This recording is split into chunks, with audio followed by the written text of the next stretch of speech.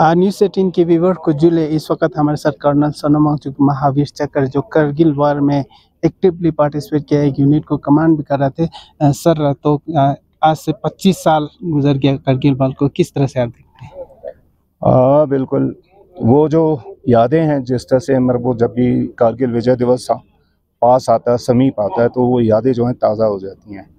और उस समय वैसे मैं आसाम रेजिमेंट का हूँ, लेकिन उस समय मैं लद्दाख स्काउट्स में ऑन डेपुटेशन था, पोस्टेड था और कंपनी कमांडर था। तो एज ए कंपनी कमांडर मैंने लद्दाख स्काउट्स के लड़कों को बड़े करीब से देखा है। और मैं ये कहूँगा कि यहाँ पहाड़ियों में उनके जैसा कोई भी नहीं है। उनको तभी आइबेक्स कहा जाता है। आइबेक्स यानी आपको मालूम है, जो पहाड़ी पे अपने जानवर होते हैं, और जिस तरह से वो पहाड़ियों पे जिस बैलेंस के साथ चलता है, उनमें जो क्षमता है पहाड़ी के ऊपर सरवाइव करने का, चलने का, पहाड़ी नेगोशिएट करने का, तो उससे उनकी तुलना की जाती है। तो ये है। और मेरे ऑपरेशन के दौरान लद्दाख स्काउट्स जो है, उन्होंने पहली सफलता जो है इंडियन आर्मी को दी थी। और ये जो है बटालिक सेक्टर में चोरबाटला के जनरल एरिया में हुआ था। तो उसके अलावा बाकी बटालिक में भी लद्दाख स्काउट्स का बहुत बड़ा रोल रहा है, और लद्दाख स्काउट्स ने बहुत बढ़िया, बहुत अच्छा, उम्दा काम किया है। सर, आप कुछ मेरे व्यूअर्स के लिए जो सबसे डिफिकल्ट टाइम उस समय आपने फेस किया होगा, क्या आप सोच रहा होगा कि आप तो बहुत मुश्किल लग रहा है, ऐसे सिचुएशन बताना चाहिए? हाँ बिल्कुल, इस तरह काफ़ी सारे सिचुएशन आए। एक तो ये 14, 15, 16 दिन तक हम लोग डिप्लॉयड थे। उसके अलावा एनिमी के साथ जो कांटेक्ट हुआ था, ये पूरा 2 दिन चला है, तकरीबन 48 घंटा, जिसमें 30 और 31 मई को जो है हमारा दुश्मन के साथ कांटेक्ट हुआ। और उसके बाद जो तैयारी की हालत थी हमारी, सिंस मैं हमेशा बोलता हूँ, ये एक मिली जुली फौज थी हमारी, एडॉक कंपनी कहा जाता था इसको। तो पूरे कंपनी जो है अंदर चली गई थी, ऑलरेडी बैटल फ्रंट पे थे। अराउंड 80% जो है उनका मोबिलाइजेशन हो गया था। तो ये बचे कुछ थे, उनमें से इन लोगों ने फ़ौज बनाई थी मेरे मिशन के लिए, और उसको कमांड किया था। तो तैयारी के लिहाज से, प्रिपरेशन के लिहाज से काफ़ी वो प्रॉब्लम था। मोटिवेशन के लेवल से भी काफ़ी प्रॉब्लम था, क्योंकि ये जो है जनरली एक टीम जो होता है, एक होमोजेनस टीम होता है, वो नहीं था।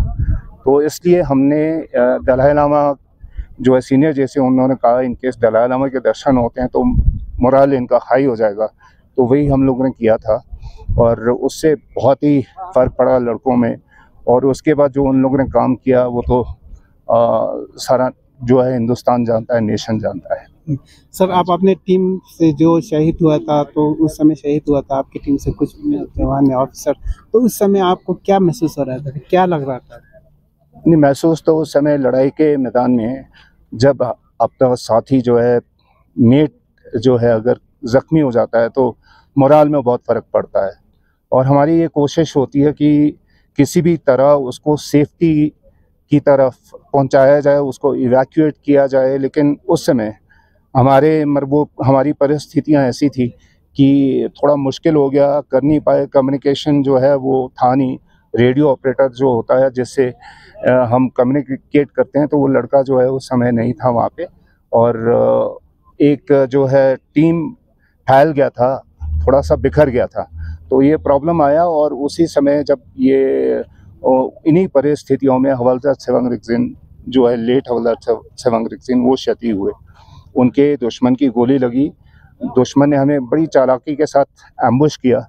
बिल्कुल ऊंची ऊंची पहाड़ियाँ जो आप देख रहे हो, उनके ऊपर वो तैनात थे।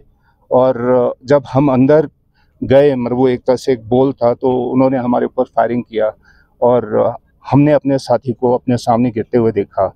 तो जो भी बन पड़ा हम लोगों से उस समय, जो भी हमारे पास फर्स्ट एड वगैरह था, रिसोर्सेज थी, उससे हम लोगों ने कोशिश की उसको बचाने की। लेकिन ये हो नहीं पाया, क्योंकि वो गहरे रूप से घायल हो चुके थे।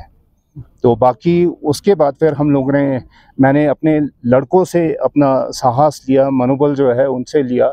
और अभी भी मुझे याद है, हवलदार नंबर 11, हवलदार रिकडोल उस टाइम, आज वो मेरे ख्याल से ऑनररी लेफ्टिनेंट हैं और रिटायर हो चुके हैं मेरी तरह। तो भूतपूर्व सैनिक हैं हम दोनों।